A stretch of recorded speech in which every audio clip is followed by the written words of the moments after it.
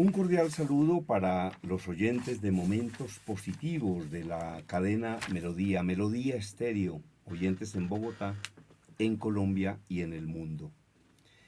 Óigame, compartiendo unos conocimientos, unas enseñanzas y unas reflexiones absolutamente espectaculares de uno de los más importantes pensadores que tuvo la humanidad, Dale Carnegie.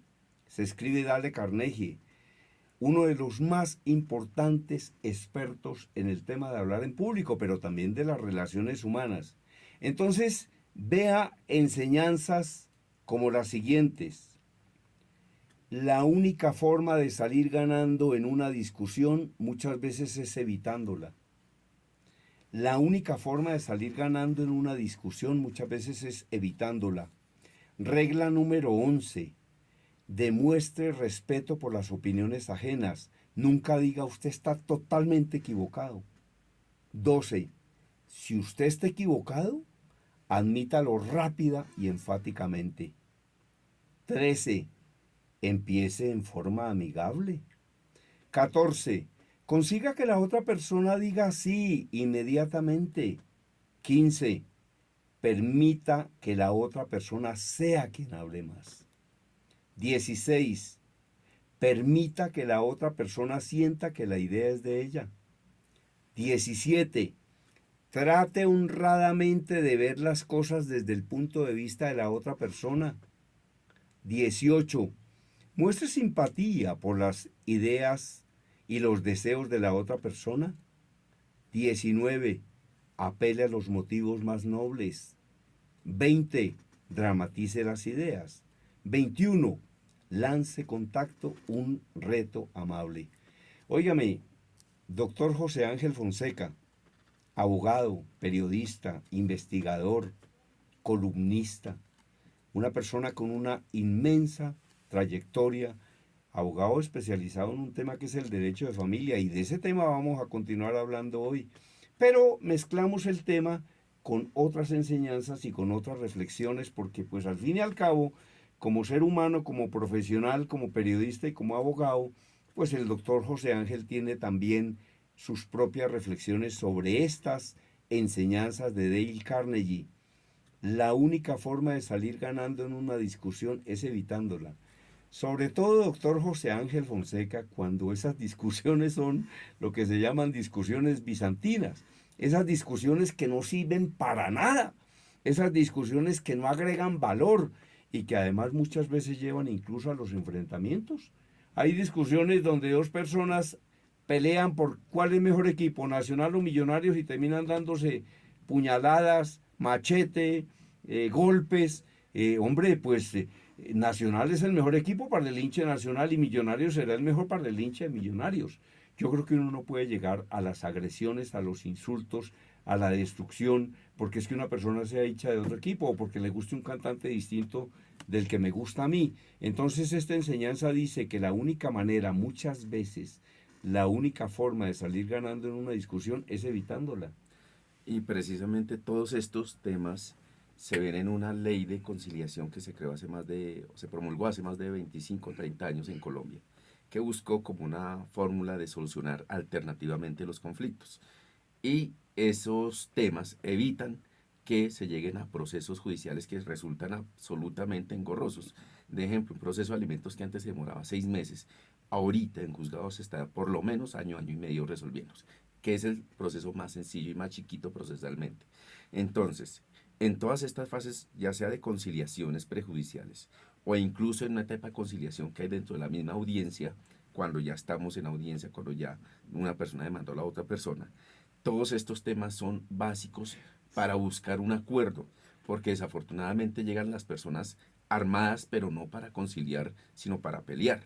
Entonces hay que hacer que las partes bajen las armas. ¿Cómo? Con expresiones como estas, permitirles que hablen más, que expresen sus ideas, que no lleguen y se les interrumpa las conversaciones o su idea, porque eso genera mucho más conflicto. Hacerles ver en un momento dado que ellas tienen la razón. E incluso muchas veces, dejando que estas personas hablen, se logran parámetros. Yo le explicaba a Germán en un proceso de alimentos. Hay padres que dicen, yo no tengo ningún ingreso. Entonces uno les pregunta, ¿Usted considera que es un buen padre? Sí, soy muy buen padre.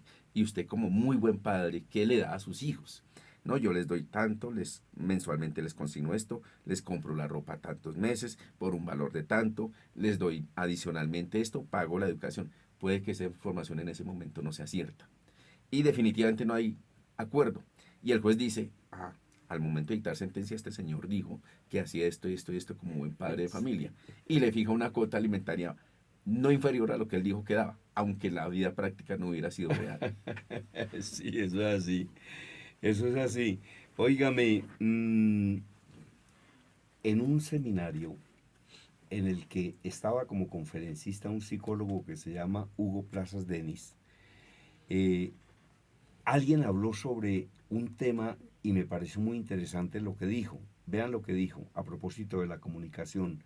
Cuando una persona ataca a otra, la otra se defiende y se rompe la comunicación. Ojo con esta enseñanza. Cuando una persona ataca a otra, la otra se defiende y se rompe la comunicación. Entonces, ¿no será mejor, no será mejor una pregunta que un ataque, por ejemplo? Tengo una persona, una colega que se llama Liliana Montaña Díaz. La llamo colega por conferencista porque ella realmente es psicóloga.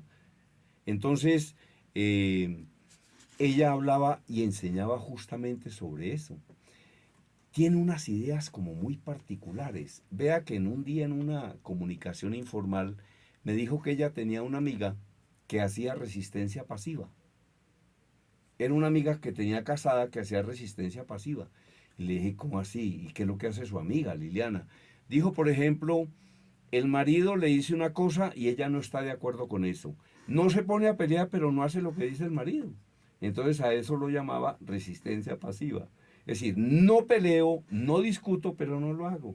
Era como una forma inteligente de sobrellevar ese tema. Rarísima, Sí. pero difícil de entender porque uno no la entiende usualmente, no maneja ese tema de esa manera, con esa perspectiva, pero puede ser una solución muy inteligente, o que llaman inteligencia emocional.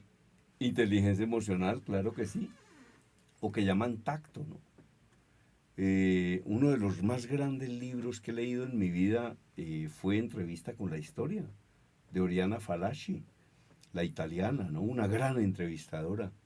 Yo recuerdo que entrevistó a Henry Kissinger cuando era secretario de Estado norteamericano. Entonces, Oriana Fallaci le dijo a Henry Kissinger, ¿cuál es la palabra más importante que usted ha escuchado o que usted conoce? Y Kissinger le dijo tacto. Y le dijo Oriana Fallaci, ¿qué es tacto? Dijo, ¿cómo le explico? Tacto es hacerle ver la luz sin que sienta el rayo. Y yo sí definitivamente creo que el tacto es absolutamente fundamental en todo. Una persona que tiene tacto lo tiene todo, una persona que no tiene tacto no tiene nada. Tacto, por ejemplo, es hablar cuando hay que hablar y tacto es quedarse callado cuando hay que quedarse callado y aprender a escuchar. Entonces, excelente esta información. Entonces, la única forma de salir ganando en una discusión es evitándola, sobre todo cuando sea una discusión que no agregue valor, que no sirva para nada y que no solucione nada. Vea esta otra enseñanza. 11. Demuestre respeto por las opiniones ajenas. Nunca diga usted está totalmente equivocado. Yo creo que uno sí tiene que demostrar respeto por las opiniones ajenas. Sus derechos llegan hasta donde comienzan los derechos del otro. Ese es un principio fundamental de derecho. Yo no puedo excederme en lo que las demás personas tienen derecho, ni involucrarme en su mundo violentando sus derechos. Entonces, por ejemplo, a nivel de jurídico, normalmente los abogados o muchos abogados van en el planes de conflicto y no dejan escuchar.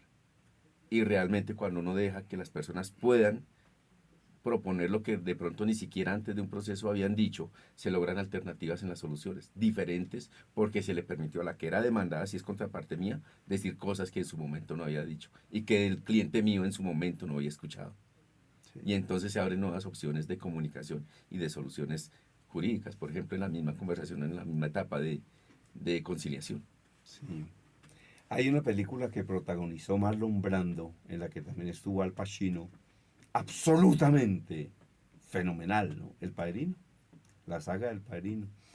Y yo recuerdo que hay un momento en el que el hijo del Padrino, quien iba a heredar la organización, regañó e irrespetó a una persona y el Padrino lo regañó. Y era un enemigo de la organización de ellos. El Padrino lo regañó y le dijo, mire, ¿sabe qué? Hay que respetar a todas las personas. Así sean nuestros enemigos, pero hay que respetarlos. Entonces, esa fue la enseñanza que le dio el Padrino a su hijo. 12, lección número 12. Si usted está equivocado, admítalo rápida y enfáticamente. Yo creo que uno tiene que aceptar cuando está equivocado, porque uno no es infalible, ¿no? Pero para eso hay que aprender a escuchar y hay que entender que en una empresa donde estuve haciendo una conferencia, José Ángel, los empleados se quejaron por una cosa. Ellos fueron con unas ideas a donde el gerente. Y el gerente les dijo, ¿sabe qué? Sálganse de aquí, que aquí los que pensamos ya estamos completos.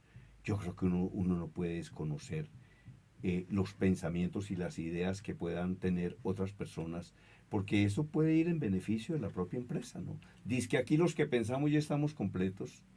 No, y por ejemplo, en materia también de conflictos judiciales, creer que uno tiene la palabra es el peor error, o que uno tiene exactamente el 100% de la verdad. Hay personas que pueden tener una visión diferente o un conocimiento diferente que pueden aportar a la discusión. El problema es cuando hay abogados que dicen esto es cierto y esto es cierto y esto es cierto y muchas veces se pegan a las normas. Y resulta que uno dice, no, mire, en la vida práctica sucede esto y la ley permite superar la norma, ver otras perspectivas diferentes, pero no esa es la única verdad. Es que alguien decía, José Ángel, que la verdad no existe. Lo que existe es la aproximación a la verdad. Porque es que la verdad de un musulmán es completamente distinta a la verdad de un cristiano y cada uno tiene su verdad. Los chinos dicen que la verdad es como un espejo roto en 1000 pedazos, cada pedacito es una verdad. Entonces la verdad no existe, lo que existe es la aproximación a la verdad. ¿Y cuántos atropellos se producen en nombre de la verdad? Es que yo soy el que tengo la verdad, usted tiene su verdad, pero mi verdad puede ser completamente distinta de la suya. Y cuando uno lo plantea, por ejemplo, a nivel político, por ejemplo, que la gente piensa que por X razón yo represento a quienes votaron por mí, pero resulta que hay un mundo diferente de muchas personas que tienen una visión diferente y hay que escucharlas. Eso es todo. Y Claro. buscar las coincidencias. Y en derechos pasa eso en las audiencias. Escuchemos a todos las diferencias de cada uno y buscamos el punto intermedio para no llegar a la etapa de sentencia. Ese es un punto clave. Sí. Ahora, eso lo enseño en mi seminario, así se habla en público. Nunca usted logrará la unanimidad. Porque es que hay personas que dicen, es que había 100 personas y 90 me calificaron mal. La calificaron mal poquitos. Nadie, nadie logra la unanimidad. Si no la logró ni Jesucristo. Jesucristo dice que es el Hijo de Dios y el 60% o el 50% de la población del mundo dice que no. Entonces, si no logra la opinión Jesucristo, ¿qué la va a lograr uno? Entonces, por ejemplo, la unanimidad no la consigue nadie. La unanimidad no la consigue nadie. Mejor dicho, yo creo que hay que ser muy mediocre para conseguir la unanimidad. Uno, ¿qué es lo que tiene que hacer? Pues exponer sus ideas y defenderlas y que los demás ya saquen sus propias conclusiones, ¿no? Ujú. Y eso pasa como profesor, he tenido la experiencia de que me califiquen. Soy cuchilla en el sentido de que exijo, porque yo sé que los estudiantes pueden dar más de lo que normalmente pueden dar. Y entonces, al final del año, uno decía, estos muchachos me van a calificar mal porque he sido muy cuchilla con ellos. Y resulta que la mejor evaluación era la de uno. Entonces me decían, doctor, le faltó un poquito para que fuera perfecta. Le dije, no, es que si salgo perfecto así me siento mal. Porque quiere decir que estoy haciendo algo muy mal para que todos digan, estén de acuerdo con lo que yo digo. El problema es, yo veo que el punto malo es que la mayoría digan que soy un mal profesor. O que la mayoría, el 90 y pico, 9% que soy un muy buen profesor, porque no tengo la verdad absoluta. Y eso sí me preocupa, los extremos. Y que Claro. no haya un punto negativo o un punto en contra. Tiene que haberlos, para que Claro. todo lo demás tenga validez. Y lo mismo, por ejemplo, cuando en un curso de 40 personas, 38 pierden el curso, la culpa no fue de los alumnos, sino del profesor. Exacto, totalmente de acuerdo. Sí, Eso le decía a mis alumnos, mire, si sí, conmigo pierde el 80, 90% la materia, claro, es porque soy muy mal profesor. claro. No Eso es comunico así. bien, no indico bien, no expreso bien las ideas, no enseño bien.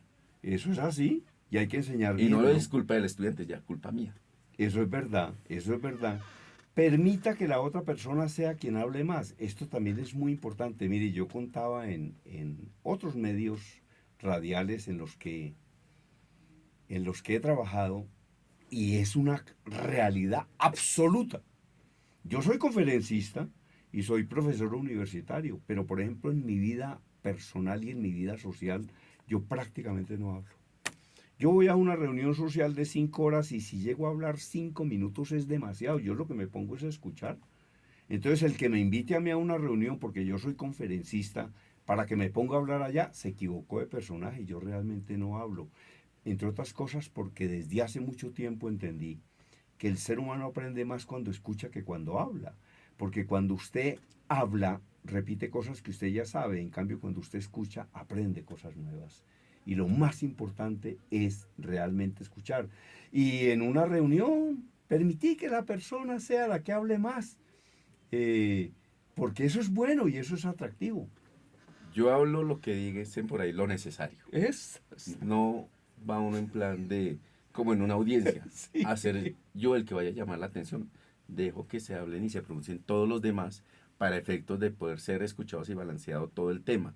Pero cuando se quiere buscar es ser uno el punto de atención, eso es una cosa que muy negativa para la imagen, para dañar una reunión o para ser muy preponderante, el que creerse uno es que es más que cualquier otro, el emperador, el que lo sabe todo, y no, resulta que tiene que ser uno muy medido en todo eso y ser discreto.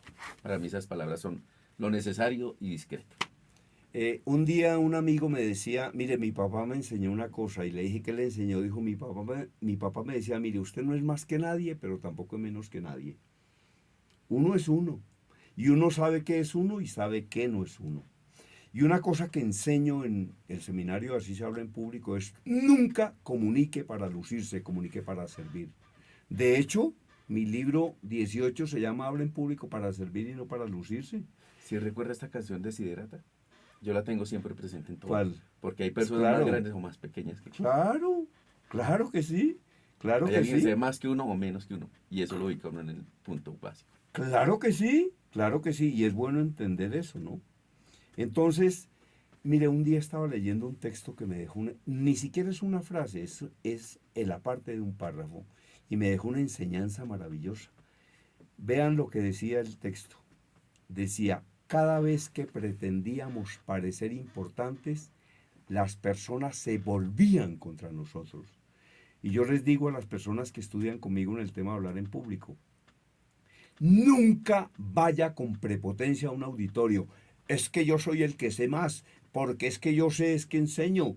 No, no, no, nunca. Mire, si algo rechaza un auditorio es la prepotencia de un conferencista. Me decía a mí Enrique Castellanos del Instituto Dale Carnegie de Nueva York, decía el único responsable de las reacciones de un auditorio es el conferencista. Ante un conferencista pagado, el auditorio se apaga. Ante un conferencista prepotente, el auditorio se revela. Ante un conferencista temeroso, el auditorio se intimida. Y ante un conferencista entusiasmado, el auditorio se entusiasma. Del Quijote de la Mancha también tengo una enseñanza. ¿Cuál? No es más, que le dice el Quijote a Sancho Panza, no Sí. es más quien sabe más, sino quien hace más. Entonces uno puede tener los 20.000 títulos del mundo, Sí. especializado con maestría y todo el rollo, pero no, si me creo ese cuento, de ahí me voy a incurrir en muchas equivocaciones. Entonces siempre digo, uno no tiene que por qué alardear. Si uno hace algo, lo hace bien, hágalo bien. Eso demuestra sin necesidad que uno diga, soy un muy buen abogado, soy excelente o soy el mejor. ¿Dónde están los resultados? Es que los resultados son los que hablan, ¿no? El verbo no, los resultados son los que hablan. Es que ese Quijote, qué genio, ¿no? Fabuloso. Había por ahí una reflexión del Quijote que decía, a propósito de la gente que habla mal de las otras, ¿no? Entonces decía el Quijote, más o menos, palabras más, palabras menos, Sancho, los perros ladran, quiere decir que cabalgamos. Si los perros ladran es porque nos estamos moviendo. O como decía por ahí otra persona, nadie le tira piedras a un árbol pelado. ¿Usted alguna vez ha visto a alguien tirándole piedras a un árbol pelado o dándole con un palo? No, al árbol que le tiran piedras es al que tiene frutos. Al árbol que le dan, que le dan palo es al que tiene frutos para podérselos comer, para bajarlos. Entonces, mire, usted nunca será más porque lo elogien, ni menos porque lo critiquen. Nunca usted será más porque lo elogien, ni menos porque lo critiquen. Usted es usted sabe que es usted. Y la idea es esa, mostrar resultados. Los resultados son los que hablan. Exacto, y en la vida profesional, ¿por qué se da uno a conocer? Por resultados, no porque perdí procesos, sino porque se ganaron procesos. Y no tengo que decirle a todo el mundo, gané no sé cuántos procesos en mi ejercicio profesional. Simplemente la gente va viendo resultados. Y eso es lo importante en cualquier profesión. Claro, por eso es que hay un colega mío que dice, el mejor padrino del mundo es el doctor resultados. El mejor padrino que uno puede conseguir en la vida es producir resultados. No hay jefes tan torpes como para prescindir de personas que produzcan resultados. Por eso es que lo que le digo yo a la gente, eh, lo único que a uno lo salva es ser muy bueno en lo que hace. Mejor dicho, por lo único que uno tiene que preocuparse en la vida es por ser bueno en lo que hace y donde esté lo desentierran. Los jefes no prescinden de personas que producen resultados y que son excelentes. Me decía a mí el maestro Pedro H. Morales. El maestro lo enseñaba. Decía, mire, en esa época, ¿no? Decía, hoy un computador puede reemplazar hasta 200 personas. Y decía, pero nunca, ni el más poderoso computador podrá reemplazar a una persona extraordinaria. Las personas extraordinarias son irreemplazables. Son irreemplazables. Bueno, vamos con este tema musical que nos proyecta la productora de este programa, Eliana Lucía Rosa Vanegas, y continuaremos con el doctor José Ángel Fonseca Cadena y con estas reflexiones que tenemos de pensadores tan importantes y que enriquecen tanto a los oyentes de Momentos Positivos de Melodía Estéreo.